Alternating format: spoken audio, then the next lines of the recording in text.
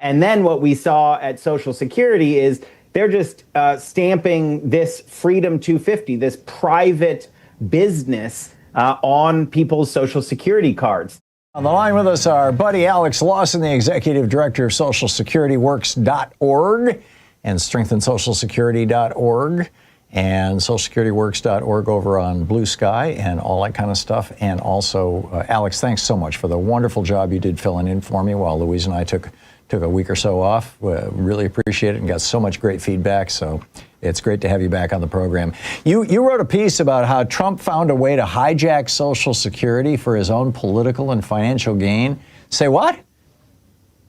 Yeah. So, Thom, first off, it's always my pleasure to get to talk with your audience. As you know, they are the best. So the grift, it's grift all the way down with these guys. And so the stuff at Social Security is almost comical when we're also, talking about another $1 trillion cut out of Medicaid in so-called Reconciliation 3 in order to restrict voting rights. But it is just emblematic of what this administration cares about. And so what they did is, the entire Freedom 250 was a grift from start to finish. There was a public celebration planned for years to celebrate the 250th anniversary of the country. Trump took all that and he put it into a private institution called Freedom 250, so much so that they were sending links to people who thought they were donating to the public one, and it was going to this private one. And then what we saw at Social Security is they're just stamping this Freedom 250, this private business on people's Social Security cards. And, then they hold up their hands. They're like, oh, no, it's not a big deal. It's just, we're just trying to do something nice for people. That's not what it is, Thom, right? This is grift. This is what they're doing. Somebody is making money off of this. Donald Trump became a billionaire to the exact same proportion that the people who bought his meme coins lost, right? It's just stealing money hand over fist. And nothing is protected, including our Social Security. Right. This is an amazing story, Alex, for people who don't know. In 2016, which was the tail end of the Obama administration, if I'm remembering right, you had Congress got together and created this thing, America 250. It was bipartisan. They provided a funding mechanism for it. They provided a mechanism for private donors as well, corporate and private donors. And it was going to celebrate the America's birthday. And you're absolutely right. Trump created this nonprofit, and he knows how to manipulate nonprofits and how to take money out of nonprofits. He got busted for that with the Trump Foundation, stealing money from children's cancer charities. And so he creates this nonprofit, and they're running all the money through it, and the federal money, and there's been no accounting. Has there, or am I missing something? To the best of my knowledge, nobody knows where all that money went. I think that's right. I mean, the one thing we do know is that it did not go to the fair on the mall, which was empty, right? There was nothing there. It was a joke. And this is just corruption 101. I want to see how much money went in, and then I want to see how much money was spent on the thing, and then I want an accounting of where all the rest of that money went. And that's just like the Social Security card. They're saying, oh, don't worry, it's not taxpayer dollars. First of all, they're liars. So I don't trust them as far as I could throw them. And also, it doesn't matter. The corruption matters. There are rules against this. You can't promote a private institution, call it what you want, right? Everyone knows that lawyers can extract money from a nonprofit, however the corporation is set up. Sure. And we're also seeing the same thing. I don't know if you saw this today, Thom, but it's even stupider. Frank Bisignano, Trump's henchman at SSA, who's overseeing the destruction of the administration, he's fired, pushed out 10,000 workers, and then to, make up for it, he's sending pretzels, chocolate-covered pretzels, to all of the employees who are still scrambling to ensure the system doesn't collapse. And guess what? Those pretzels are made by his daughter's company, right? And he's like, oh, don't worry about it. It's all on the up and up. And you're like, it's not. Nothing you do is on the up and up, sir. Not a thing you do is on the up and up. Not to mention, this is let them eat pretzels, Thom, right? I mean, like, come on. Yeah. How tone deaf could you be?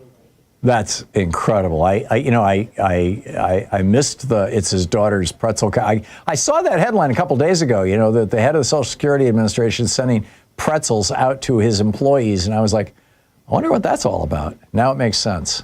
Yeah, corruption, greed. Yeah. And then, I want to bring it back to the important thing. And that the destruction in Social Security is real, and it's killing people, it's harming people, and they're lying about it. They just came out again and were like, disability claims are moving faster than ever. But you just scratch that. And what they mean is disability claims are being denied faster than ever because there's not the workforce to actually go through the disability claims. Disability claims are not being filed because the offices aren't staffed anymore. They're ghost offices. So people aren't able to get in and file their disability benefit claim. And that's the issue, right? Like the pretzels, the corruption, all of the grift and everything. But we always have to remember that at the end of the day, the people are paying a price for this. And in many cases, the price is their health, their well-being, their security, yes, their money, and in some cases, even their lives. Yeah, it's truly astonishing. So what is the status, Alex? We're talking with Alex Lawson, the executive director of Social Security Works, and our buddy. And what's the status in Congress of an effort, like John Larson's proposed legislation, to expand Social Security, to do away with the cap, to have billionaires pay into it, just like you and I do, and to strengthen the system? The Republicans are clearly getting ready. They're waving around this, we need to raise the retirement age, or we need to cut the benefits, or, quack, quack, quack. What are the politics of it right now?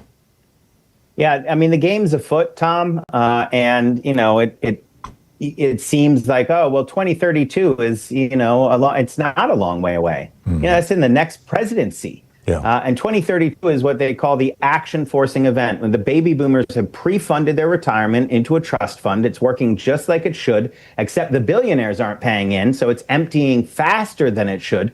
Donald Trump's policies carved a year off of it. So now 2032, if Congress does nothing, then there's a 20% or 22% benefit cut across the board for everybody.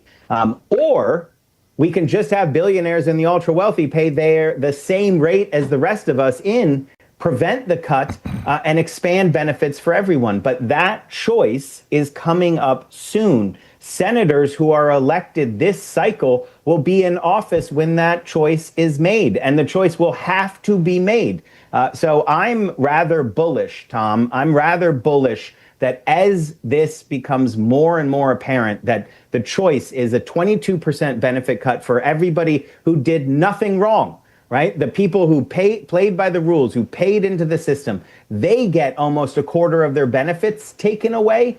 Or the people who didn't play by the rules, the billionaires who haven't paid in, because you only pay in on the first $184,500. After that, you don't pay in a nickel. So a billionaire is paying in a tiny fraction of their income. We just have the billionaires pay on all their income, just like the rest of us. And then we can expand benefits. So John Larson's bill is incredibly important. And that's why the billionaires are trying to throw him out of Congress before he has the ability to move it in a Democratic House majority, if that happens. So that you're seeing people understand that this game board is being set up right now. And the question is, who's going to pay? The people who've played by the rules, or the billionaires who've cheated everything that they can? Right, yeah, and that's ultimately what it all comes down to. You can read all about it over at socialsecurityworks.org. Alex Lawson, the executive director. Alex, always a pleasure and an honor to have you with us on this program. And again, thanks for the great job you did filling in for me. Thanks, Thom. Great talking to you.